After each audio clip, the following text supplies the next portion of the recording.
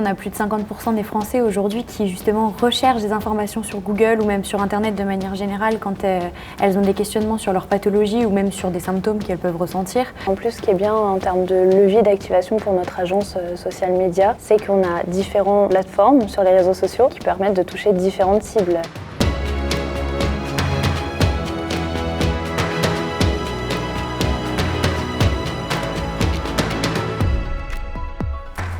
Salut Marine. Salut Chloé, comment ça va? Ça va et toi? Super, merci d'être là pour ce petit point. Bah oui, merci à toi de m'accueillir pour petite ce pause café. Cassée. L'idée c'était qu'on parle un petit peu aujourd'hui de la digitalisation des patients. Je ne sais pas si toi aussi dans ta vie du quotidien, comme de nombreux patients, avant d'aller chez le médecin, tu regardes un petit peu sur internet les symptômes, qu'est-ce qui va t'arriver, comment ça va se dérouler. C'est vrai qu'on voit que c'est de plus en plus présent, même en termes de retour des médecins, on a cet effet, cette sensation où on a un petit peu des patients experts face à eux, qui en savent parfois beaucoup sur la maladie, peut-être trop ou pas assez des fois, c'est à eux de jauger. Mais c'est vrai qu'on voit que les réseaux sociaux et Internet en général, voire les IA peut-être, sont des choses qui sont un outil assez précieux pour les patients et rassurant, même si on trouve un peu de tout. Oui, c'est vrai qu'on a plus de 50% des Français aujourd'hui qui justement recherchent des informations sur Google ou même sur Internet de manière générale quand elles ont des questionnements sur leur pathologie ou même sur des symptômes qu'elles peuvent ressentir. Aujourd'hui, on est quand même sur un levier qui est les réseaux sociaux, qui est vraiment très important, où c'est beaucoup plus simple en fait d'y accéder. Voilà, tu as une question, tu prends ton téléphone, soit tu vas sur Google, soit tu vas sur les réseaux sociaux pour essayer de comprendre un petit peu ce qui se passe. Mais c'est vrai que tu as aussi ce levier des professionnels de santé qui sont... En fait, quand tu sors d'une consultation, soit tu te dis « mince, j'ai oublié de répondre de lui poser cette question » ou j'ai oublié de... Voilà, j'ai cette question-là à laquelle il n'a pas trop répondu, j'ai pas trop compris, etc. Donc pareil, ils vont aller à la recherche d'influenceurs, d'associations de patients, de personnes qui vivent en fait les mêmes expériences qu'eux, etc. pour justement trouver des réponses et se rassurer aussi.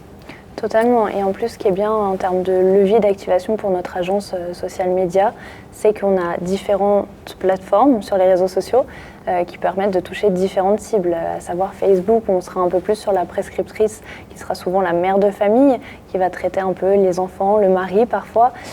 Sur Instagram, on est sur des gens un petit peu plus jeunes, qui vont être plutôt des jeunes actifs, entre 18 et 30 ans à peu près. Voilà, on sera sur cette tranche d'âge-là.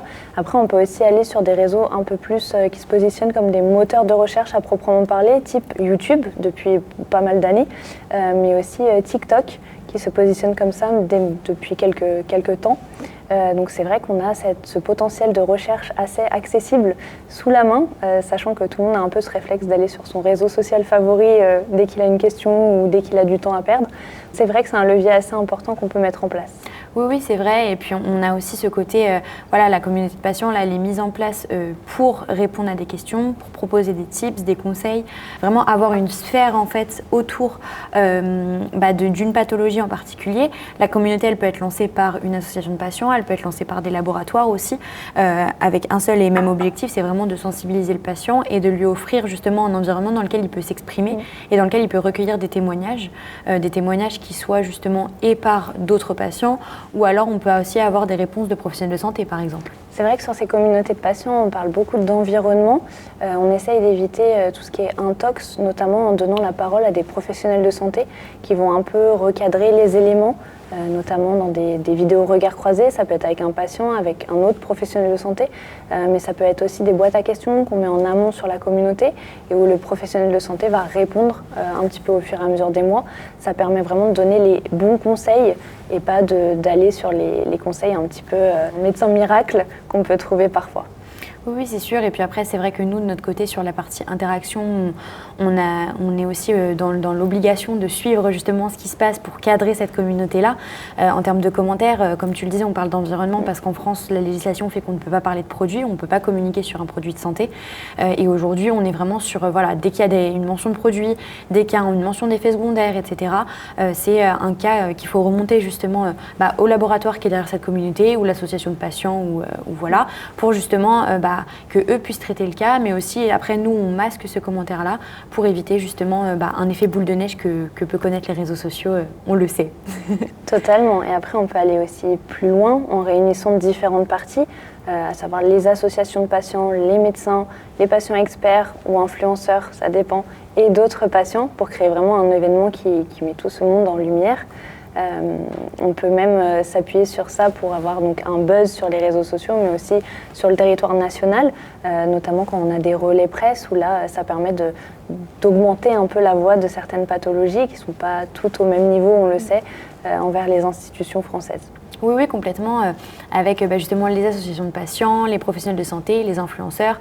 Aujourd'hui, on est vraiment sur des événements que nous, on organise aussi à l'agence avec des masterclass, par exemple, où justement, ça devient vraiment, s'il y a plusieurs éditions, un rendez-vous annuel pour justement parler de ces pathologies-là, que chacun ait un peu les insights de toutes les personnes qui sont présentes pour justement avoir cette possibilité derrière de repartir avec des clés pour vivre au mieux avec cette pathologie-là. Écoute, je vois qu'on a bien discuté, comme d'habitude. Il serait peut-être temps d'y retourner. On y retourne, c'est parti. Allez, bonne journée. Bonne journée.